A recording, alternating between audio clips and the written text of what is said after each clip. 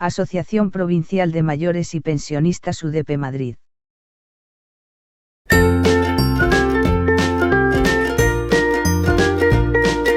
En UDP nos cuidamos. La diabetes y sus cuidados. Parte 1. Dr. Don Torcuato Fernández. Médico especialista en enfermedades raras. Actualmente coordina el servicio de urgencias primarias. Moderadora, doctora Dolores Martínez. Buenas tardes a todos, soy Dolores Martínez Berriel, soy médico jubilado del Hospital Clínico San Carlos. Mi trayectoria profesional hace más de 50 años. Salí de un pueblito de menos de 200 habitantes de la isla de Fuerteventura, la más abandonada del archipiélago canario en aquella época, y fui a Granada a estudiar medicina. Desde entonces, pues por mi vista y en primera fila he asistido a los grandes avances de la medicina, a la incorporación de la mujer masivamente a la carrera. Cuando yo terminé éramos solo 11 mujeres y yo fui la primera de mi pueblo que salió a semejante aventura. Y cuando lo que no estábamos en absoluto preparados, nadie, ni yo por supuesto, no esperaba encontrarme con lo que me he encontrado, que es con el COVID. En historia de la medicina pues habíamos estudiado las grandes pandemias en la antigua Grecia, en Roma, en la Edad Media, en la guerra del 14, pero no esperaba yo nunca, ni remotamente, que yo iba a vivir una gran pandemia.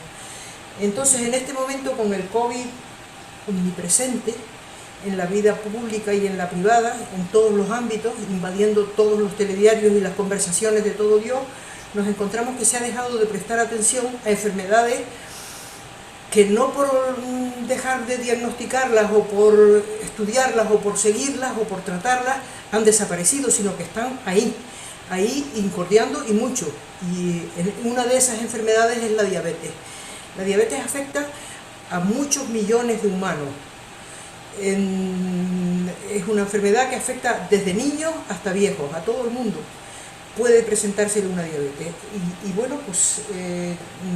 En este sentido, pues hay que adquirir, una vez diagnosticada la enfermedad diabética, hay que hacer un seguimiento de la misma, hay que tener una serie de medidas higiénicas y dietéticas, hay que hacer ejercicio, hay que hacer una serie de cosas que en este momento las tenemos muy abandonadas. En ese sentido, yo quiero felicitar a quienes en UDP han tenido la idea de hacer el programa de Nos Cuidamos, porque implica no solo cuidarnos entre nosotros, sino que cada quien se cuide a sí mismo, y cuidándonos aliviemos a la generación que nos sigue de la atención que puede suponer el prestar atención a los padres. O sea, esto es un servicio intergeneracional en cierto modo. Para hablar de la diabetes, pues precisamente teniendo en cuenta eso, he pensado que es importante recurrir a otras personas que ahora actualmente están en activo. Nosotros no debemos de descuidarnos, pero tampoco tenemos que transformarnos en hipocondríacos que no disfruten de la vida. Por otra parte, creo que el recurrir a gente joven que nos dé una visión actual de la enfermedad y que actualmente estén en activo, creo que es muy importante. He recurrido a dos personas. En primer lugar, al doctor Torcuato Fernández. Es un especialista en enfermedades raras.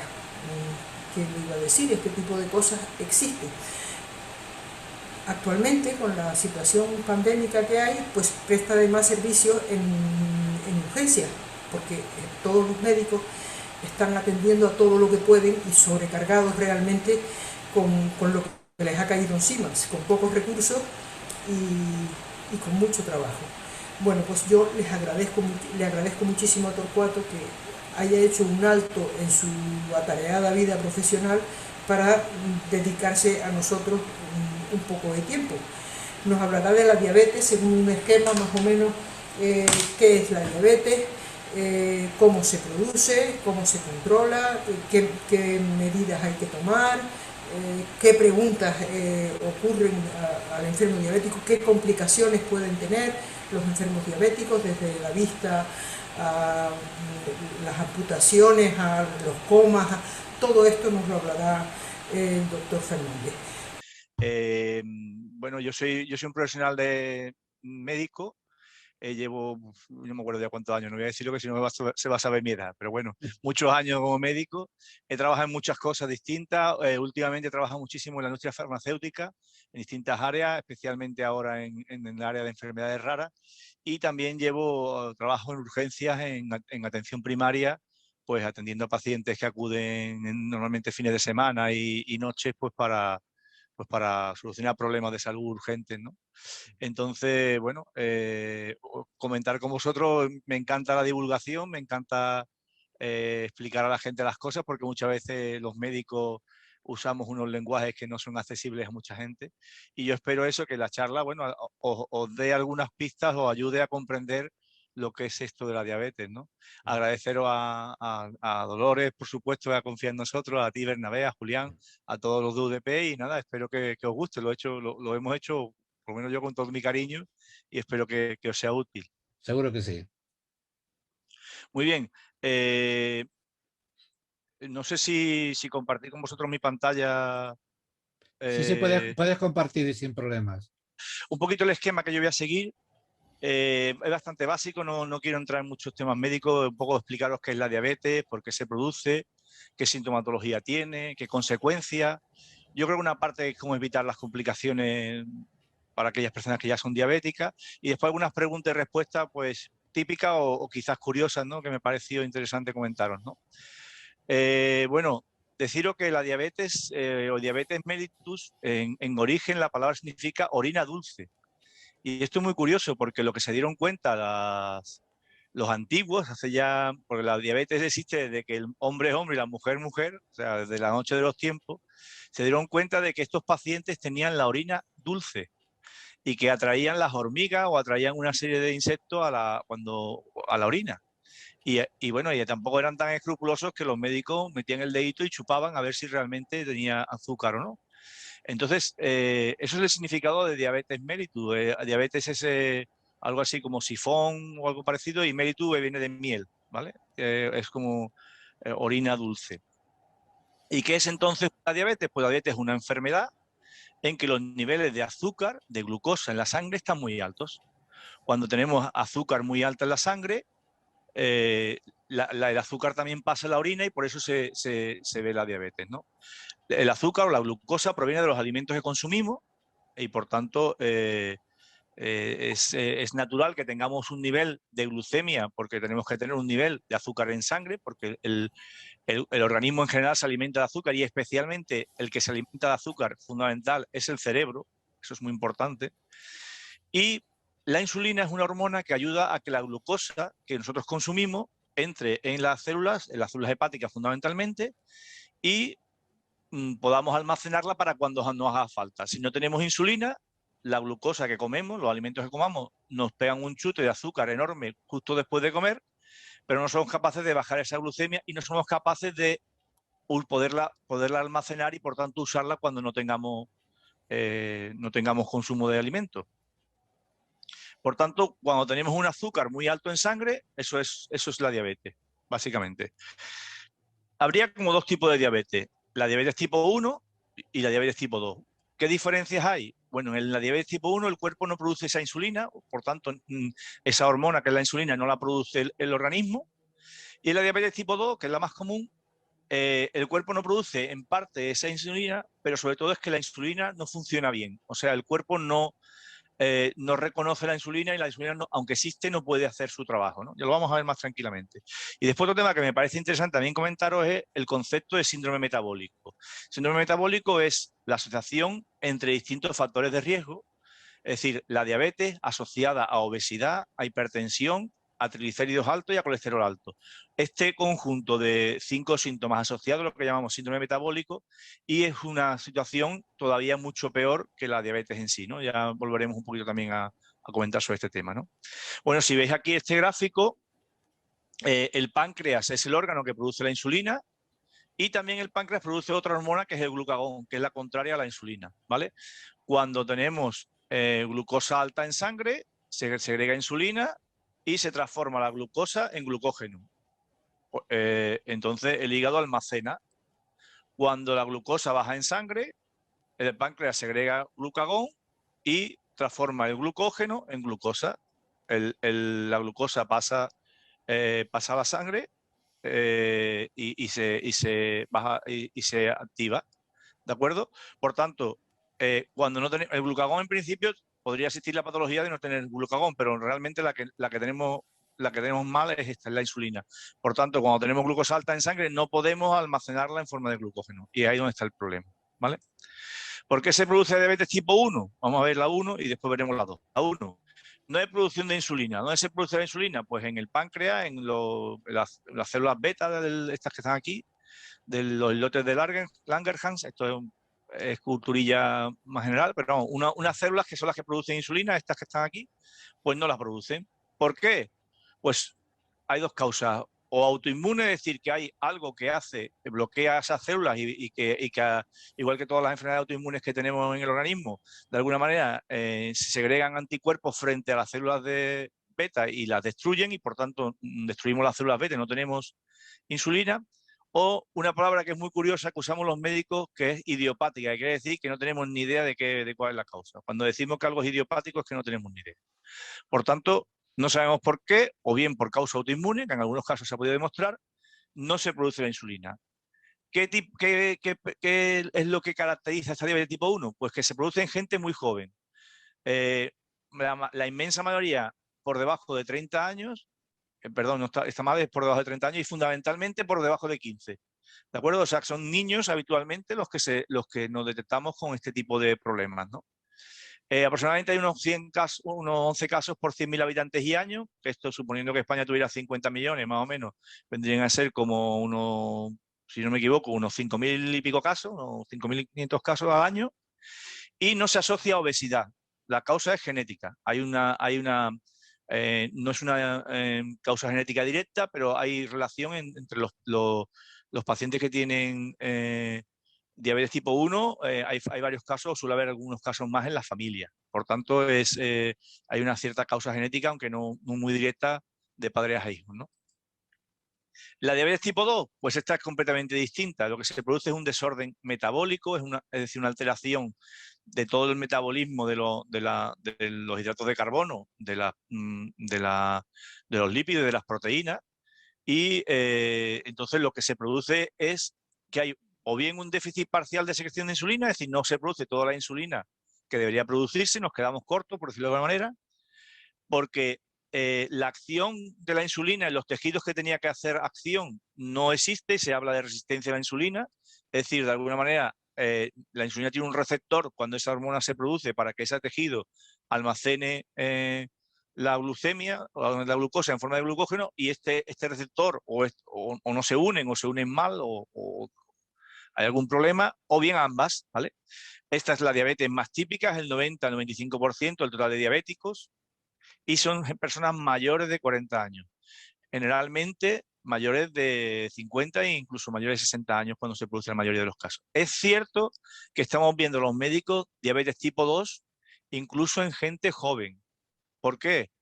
Porque está asociada mucho con obesidad, con sedentarismo, con estrés, y fijaros que cada vez más nuestros jóvenes, nuestros niños, nuestros adolescentes son más obesos y más sedentarios, jugando todo el día, en vez de jugar en la calle como jugábamos nosotros, pues jugando con maquinitas o viendo vídeos o lo que sea, y por tanto cada vez tenemos niños más obesos y niños más sedentarios, y esto hace que esta asociación de obesidad, sedentarismo, hace que muchas veces estos niños empiecen a desarrollar prediabetes con esta edad, ¿no?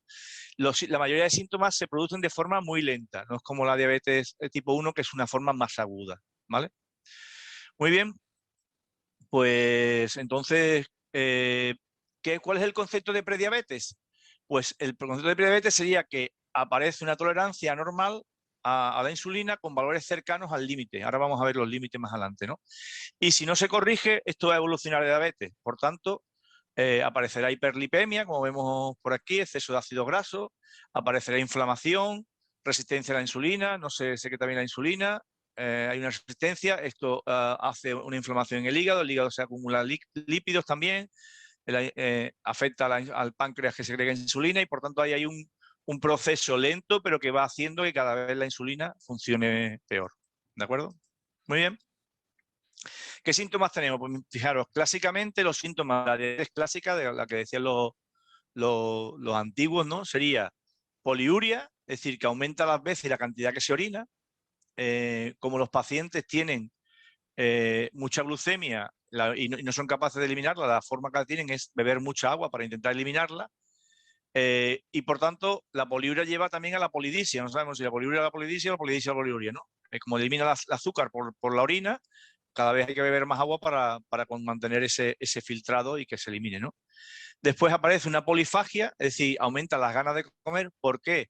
Porque hemos dicho que tenemos la glucemia alta cuando comemos, pero cuando no comemos no somos capaces de haberla almacenado, por tanto enseguida nos entra hambre. Aparece pérdida de peso, principalmente la diabetes tipo 1, ya hemos dicho que la diabetes tipo 2 se asocia fundamentalmente a obesidad, y aparecen otras circunstancias como puede ser el cansancio, tendencia al sueño, la astenia, la falta de energía, son pacientes que se cansan mucho. Pueden aparecer también problemas de visión, porque ya veremos que hay un problema de retinopatía diabética, ¿no? Y aparecen también muchas veces infecciones frecuentes porque este aumento de glucosa en la sangre o en la orina facilita el que los gérmenes que consumen glucosa pues proliferen y por tanto aparecen con mucha frecuencia, por ejemplo, infecciones de orina o infecciones pues, genitourinarias o otro tipo de infecciones en la sangre también que muchas veces se relacionan, ¿no?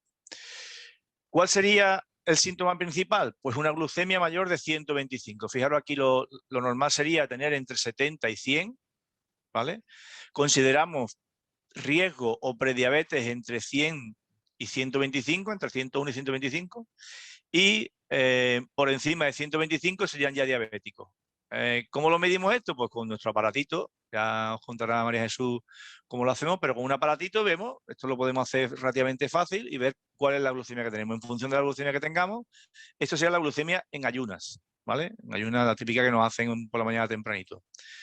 Otra opción también sería la hemoglobina glicosilada. La hemoglobina glicosilada es que cuando hay mucho azúcar, cuando hay mucha glucemia, se une a la hemoglobina que tenemos en la sangre. Y por tanto, cuando tenemos esa hemoglobina A1C, que lo llamamos hemoglobina glucosilada, cuando la tenemos bajita, es normal. Cuando la hemoglobina que tenemos que se une a azúcar es de un 5% de la sangre, es normal. Y conforme va aumentando la cantidad que se une, que está unida a esa glucosa, pues tenemos más riesgo de complicaciones y por tanto una hemoglobina glicosilada por encima de 6,5 sería un síntoma de diabetes y se consideraría prediabético entre 5,7 y 6,4. ¿Vale? Por debajo del 5,7 sería un paciente normal o una persona normal, ¿no? Y también, ¿qué otros síntomas tiene? Pues como lo he dicho, glucosuria, que es decir, que es glucosa en la orina, y la cetosis. Cuando tenemos mucho azúcar, se consume el azúcar de una manera distinta y se produce cetona. La cetona es un aliento amargo, es un olor característico y demás, y muchos pacientes pues refieren esto, ¿no? Y lo que hemos comentado antes, astenia, infecciones, pérdida de visión, problemas renales, todo esto son los síntomas que nos van a ir dando. Bueno, pero también tenemos pacientes que son absolutamente asintomáticos, a pesar de tener azúcar alta, es decir, no tienen ningún síntoma o no refieren tener ni cansancio, ni infecciones, ni tienen pérdida de visión y se detecta en un control rutinario. ¿Cuántas veces hacemos un control rutinario? Un chequeo que nos dice, ¿no? Bien sea a nivel laboral o ya de mayores, pues anualmente dicen, hay que hacer una analítica anualmente. Pues ya vemos ahí o bien una prediabetes, en el caso de que estemos en esta cifra, o incluso a veces encontramos pacientes en control rutinario que son diabéticos, que están por encima de 125 miligramos por decilitro, ¿vale? Muy bien, ¿qué consecuencias tiene este azúcar en la sangre? Pues vamos a ir por el azúcar. La sangre está en todo el organismo y por tanto la diabetes es una enfermedad multiorgánica. En el riñón, pues aparece la poliuria, es decir, orinar muchas veces, la nocturia, no podemos estar toda la noche sin orinar, no ya por temas de próstata, como algunos a lo mejor tienen, sino simplemente por el hecho de, no hay ningún problema de próstata, pero tenemos necesidad de eliminar ese exceso de azúcar, pues constantemente orinando, ¿no? Puede aparecer una insuficiencia renal, es decir, el riñón empieza a dejar a fallar porque no tiene capacidad, ese daño, esa glucosa, esa proliferación de infecciones, esa eliminación constante de azúcar hace que el riñón empiece a fallar y aparece la hipertensión arterial, que sabéis que el riñón es el órgano que controla la tensión y por tanto la hipertensión arterial también se asocia. Si la cosa va muy mal y se entra en insuficiencia renal crónica, aparecería la diálisis y muchos pacientes diabéticos que han evolucionado mal y que no están controlados acaban en diálisis, incluso en trasplante, bien sea solo del riñón o del riñón páncreas, sobre todo en los diabéticos tipo 1, cuando tenemos, como el diabético no produce, su páncreas no produce insulina, a veces se hacen trasplantes de riñón y páncreas a la vez, ¿no?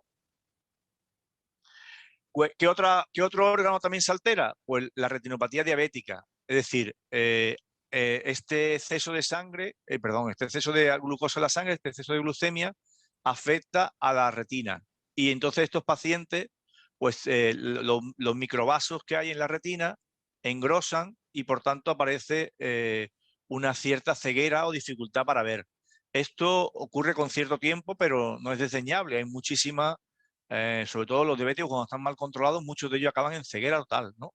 Y también se ha visto que independientemente de que haya esta retinopatía diabética, aparece también con más frecuencia en los diabéticos tanto el glaucoma como las cataratas y por tanto muchos de estos pacientes acaban teniendo muchos problemas de visión.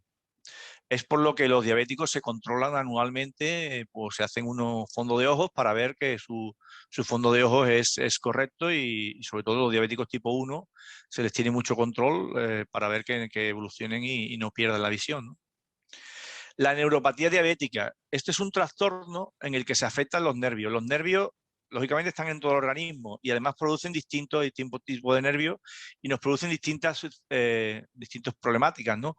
Puede que encontremos los órganos entumecidos, que como que tenemos la sensación de que no percibimos bien las cosas, no tenemos esa sensación clara, sino que lo que dice la gente, acorchados, ¿no? O el hormigueo. También los picores son muy habituales en los diabéticos. El dolor, incluso la debilidad muscular, la disminución de reflejos, en algunos casos contracturas musculares porque estos nervios pues contraen los músculos excesivamente y se quedan ahí contraídos, ¿no? Esto ocurre habitualmente, fundamentalmente en las piernas y en los pies, pero puede ocurrir en la cara o en cualquier otra parte del cuerpo, aunque habitualmente es cierto que la mayoría de pacientes lo refieren en las piernas y en los pies. Y además esta neuropatía diabética puede llegar a gangrena porque por falta de riego sanguíneo en caso de afectación de los vasos sanguíneos y también por falta de tono muscular que nos no percibimos las lesiones, no somos capaces de darnos cuenta que hay una herida, por ejemplo, ¿no? Entonces muchas veces esto se hace que la herida se infecte y cuando acudimos a ello, muchas personas pierden piernas o brazos o dedos también en algunos casos, ¿no? Otro problema es la cardiopatía diabética, bien sea propia, es decir, porque hay una insuficiencia cardíaca, el corazón no funciona bien, o bien asociada a hipertensión arterial, que hemos visto también, como ocurría en el riñón, o incluso a enfermedad coronaria, es decir, los vasos que riegan el corazón, las coronarias, que riegan nuestro corazón, están afectadas y no circula la sangre. ¿Por qué no circula la sangre? Porque aparece el concepto de aterosclerosis o arteriosclerosis, ¿no? Que también conoceréis, ¿no? Aparecen depósitos de grasa, ese azúcar de más en la sangre se deposita en la parte interna de los vasos y los vasos cada vez son más estrechos y esto hace que aparezcan, por un lado, infartos o trombos que provocan pues una falta de riego brusco y entonces aparecen pues enfermedades coronarias, aparecen ictus, todo esto se asocia a diabetes sobre todo mal controladas, ¿no? Y a nivel microvascular, pues las disfunciones, en función del órgano que estén afectados, pues hay disfunciones de vejiga, donde puede haber poco control de la vejiga, con pérdidas de orina, o con disfunción intestinal, con pérdida, o sea, con poco control de esfínteres, con disfagia, que es dificultad para tragar. Estos pacientes muchas veces tienen dificultad para tragar. Puede haber disfunción eréctil, es decir, dificultad para tener erecciones. Puede haber sequedad vaginal, lo cual también complica, en el caso de las mujeres, las relaciones sexuales, aumento de infecciones, aparición de úlceras. Si combinamos el que aparecen úlceras e infecciones con la neuropatía diabética, que no percibimos el dolor, pues muchas veces lo que ocurre es eso, que se infectan y terminamos perdiendo pues el dedo o el pie o lo que sea. Y pueden aparecer otras también que están muy relacionadas, como son manchas en la piel o algún tipo de acantosis nigrans, que es una cosa muy particular que se produce con mucha más frecuencia en los diabéticos, un tipo de alteración en la piel, una pigmentación, dijéramos. Problemas dentales, este aumento de azúcar en la sangre hace que aparece mayor cantidad de bacterias en la boca y por tanto las caries aumentan mucho y se pierden muchos dientes con toda la problemática que ello lleva. Y también, curiosamente, irritabilidad y depresión, con lo cual estos pacientes tienen una tendencia mayor que la población general a estar irritados, a estar deprimidos y a tener consecuencias de tipo, pues eso, mal humor y no están bien, no se encuentran bien, ¿no? ¿Cómo evitar las complicaciones? Pues mira, lo primero es diagnóstico y control de la glucemia. Cuanto más controlemos nosotros la glucemia que tenemos y cuanto antes diagnostiquemos esa prediabetes o esa diabetes, vamos a evitar más las complicaciones porque conocer las cosas nos permite saber anticipar lo que va a pasar, ¿no? Por otro lado, una alimentación sana y equilibrada. Es decir, el diabético no tiene que evitar comer azúcar únicamente, sino que tiene que comer una alimentación equilibrada, donde haya hidratos de carbono, donde haya grasas y donde haya proteínas, donde haya vitaminas y donde haya todos los nutrientes. Esto es para todos, no es para los diabéticos solamente, pero en el caso de los diabéticos es fundamental que la alimentación sea, por un lado, sana y por otro, equilibrada. Por el ejercicio y el estilo de vida. Si ya hemos dicho que la diabetes tipo 2 se relaciona mucho con sedentarismo y obesidad, el hacer ejercicio y el evitar un estilo de vida donde el tabaco y el estrés, sobre todo, como dos grandes presión sobre este tema, pues sería fundamental. Entonces, ¿qué es hacer ejercicio? Pues como si estamos hablando de que la diabetes tipo 2, sobre todo, ocurre en pacientes ya mayores, pues sería caminar por lo menos 30 minutos, 45 minutos, una hora, varias veces a la semana, si es posible. En los pacientes más jóvenes se permite cualquier tipo de ejercicio controlándolo, pero pueden hacer diabéticos tipo 1, hacen desde maratones a lo que queramos. O sea, son pacientes perfectamente que con un control adecuado de su ingesta de hidratos de carbono y de su insulina, les permite una vida prácticamente normal. Y de hecho el ejercicio ayuda a controlar los niveles de azúcar. Claro, cuando hacemos ejercicio gastamos azúcar, ¿de acuerdo?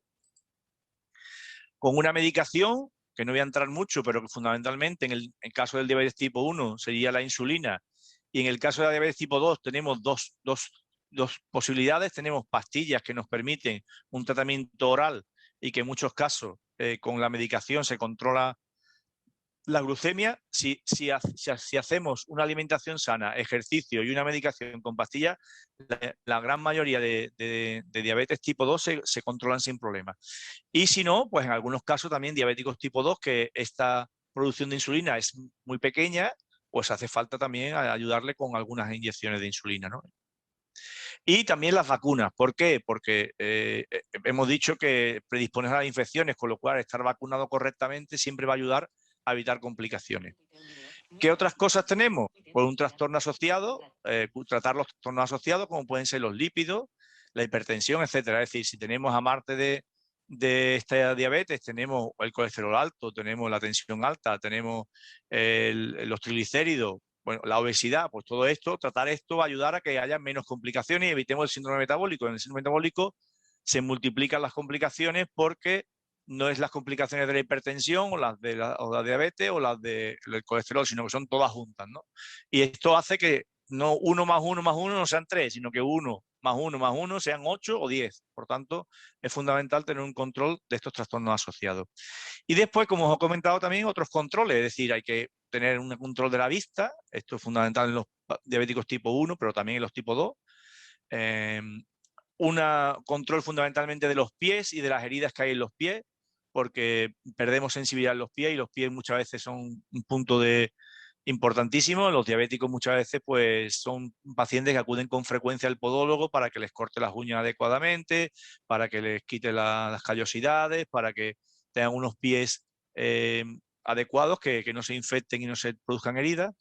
Control dental para evitar estas apariciones de complicaciones en los dientes, y en algunos casos pues hace falta también un control de esa depresión o de ese mal humor o irritabilidad. ¿De acuerdo? ¿Qué preguntas y respuestas así típicas me he encontrado yo algunas veces que me han parecido curiosas? Pues un poco por hacer aquello de un poco de reírnos un poco. ¿Tengo diabetes porque como muchos dulces? ¿O si no como dulce evito la diabetes? Pues no, no tienes diabetes porque comas muchos dulces, ni si no comes dulce evitas la diabetes. La diabetes es un trastorno, hemos dicho, metabólico, no solamente de los dulces. Es verdad que el diabético no debe tomar excesivo dulce, sobre todo glucosa simple, como sería el azúcar, y si es más fácil que tome hidratos de carbono que llamamos lentos, como puede ser el arroz, la pasta, la patata. Ese tipo de alimentos van a ser mucho más fácilmente tolerables porque el organismo necesita tiempo eh, para convertir la patata o la pasta en glucemia, ¿no? En cambio, el azúcar puro, ese va directo a subir la glucemia, ¿no? De hecho, los diabéticos cuando tienen bajadas porque se ponen mucha insulina o porque hacen mucho ejercicio, pues sí toman azúcar directo para poder subir, ¿no?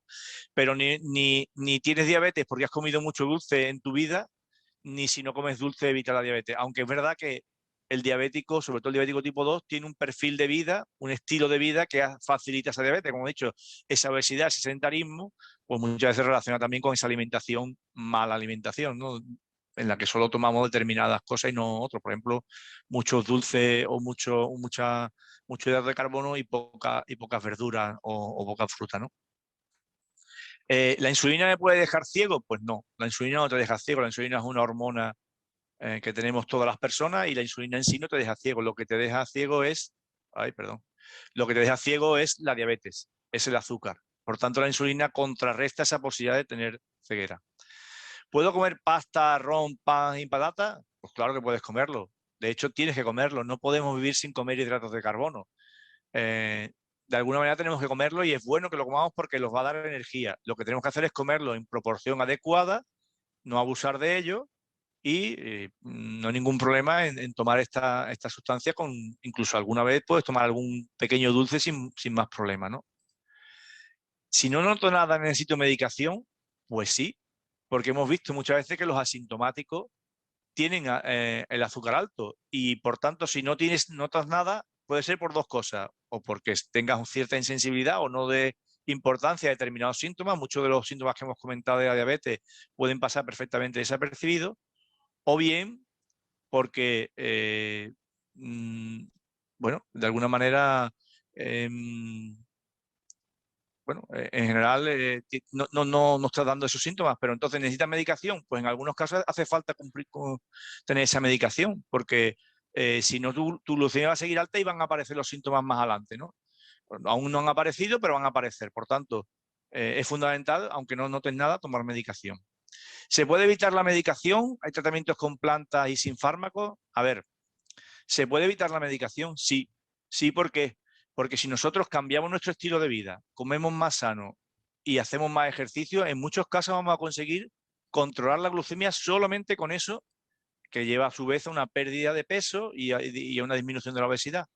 Y hay tratamientos con plantas, es decir, que muchos pacientes pueden controlar su glucemia, sobre todo en los aspectos iniciales, y evitar esa aparición del síndrome metabólico. Cuando ya ese síndrome metabólico se ha desarrollado y aparece colesterol alto, triglicéridos altos, tensión alta, diabetes, ahí va a ser muy complicado evitar la medicación, porque aunque cambiemos nuestro estilo de vida, el daño ya está muy hecho. Ya hay una inflamación, ya hay un proceso en que la insulina se hace resistente en el organismo y entonces va a ser difícil evitar la medicación. Pero sí hay posibilidades, sobre todo en la prediabetes, de evitar la medicación, y hay tratamientos con plantas que pueden ayudarnos a no tener que tomar fármacos. Y bueno, muy bien, eso era un poco lo que yo quería compartir con vosotros. No sé si tenéis alguna pregunta o queréis no sé, comentar alguna cosa. ¿Os ha parecido interesante o surgen algunas preguntas que os puedo ayudar? Súper interesante. A mí me parece... Mucho mensaje, ¿no? Para asimilarlo, pero por eso las grabaciones son buenas en estos casos, ¿no? Pero bueno, sabemos una pregunta. Hay dos curiosidades. El mal aliento este que decías, ¿no? ¿eso se produce cuando realmente tienes el azúcar alto o en condiciones normales, aunque en estos pacientes? Bueno, hay dos cosas, la halitosis, el mal aliento en general, Mm, no depende del diabético, eso depende más de la higiene bucal y demás. mm. Yo hablo de la cetosis, que es un tipo característico Ajá.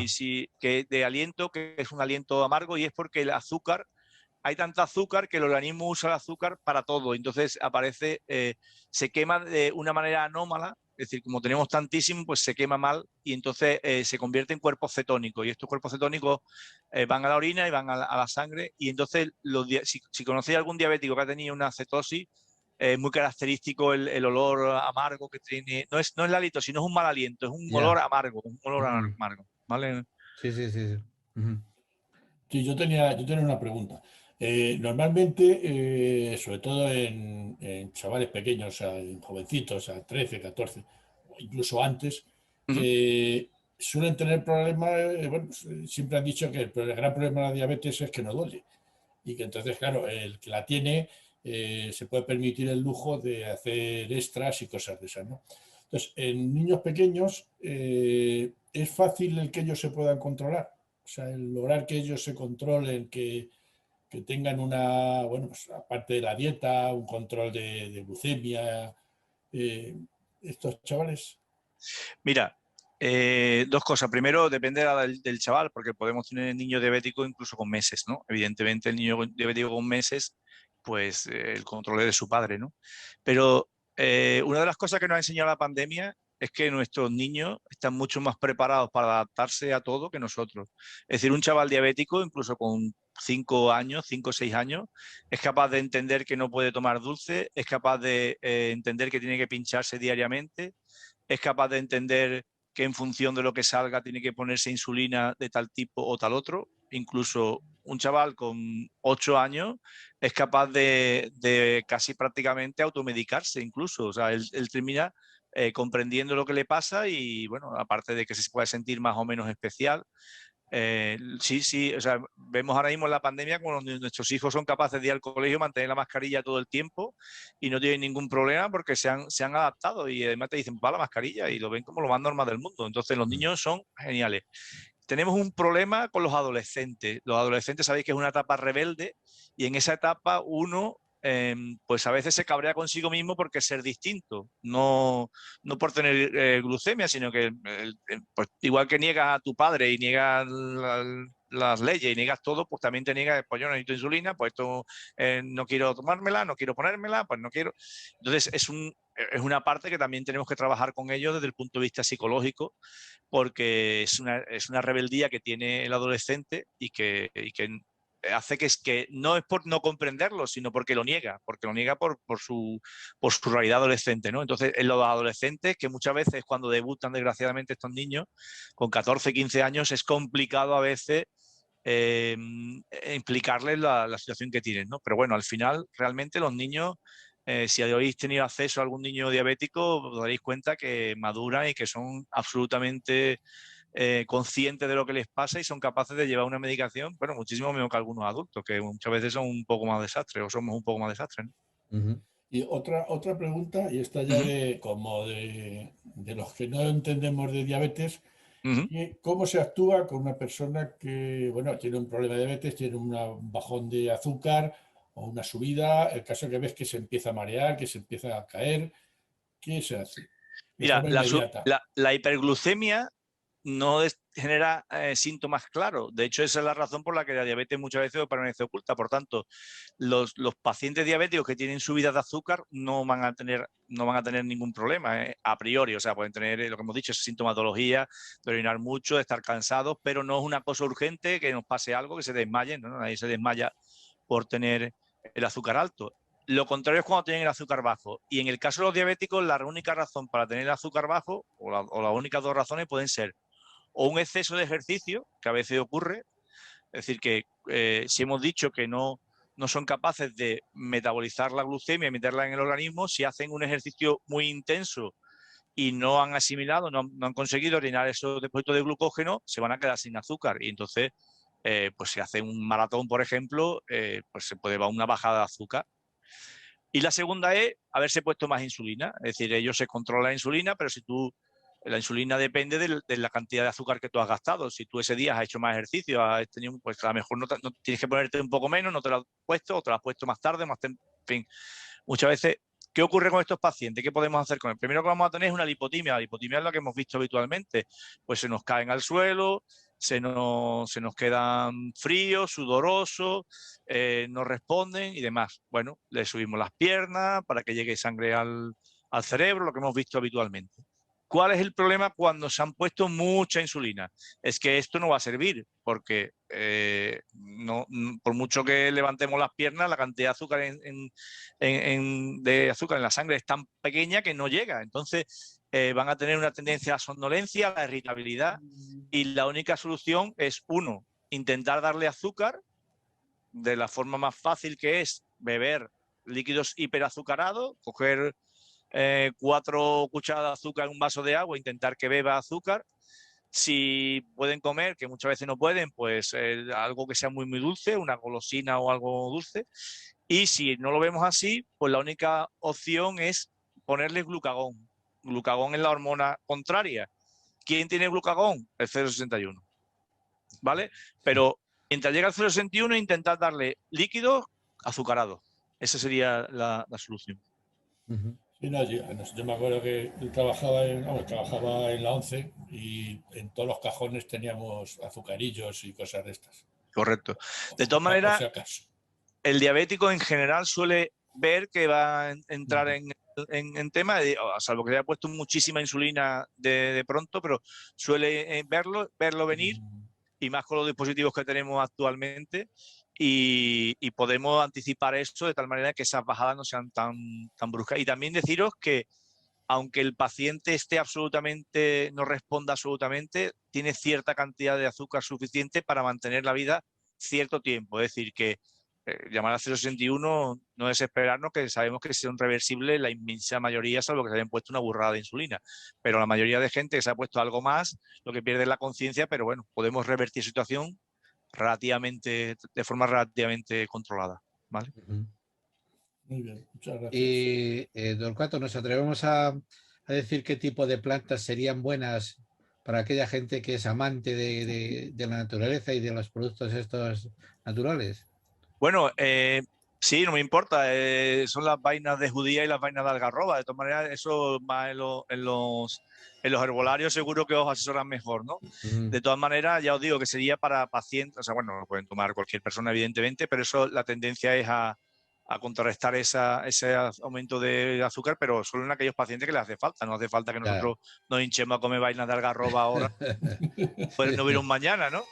Entonces, bueno, sí existen productos en los herbolarios, como sabéis que aparecen montones de indicaciones, y bueno, por ejemplo, eso podría ser, pero yo lo indicaría más que nada a aquellos pacientes prediabéticos que quieren bajar un poquito su azúcar.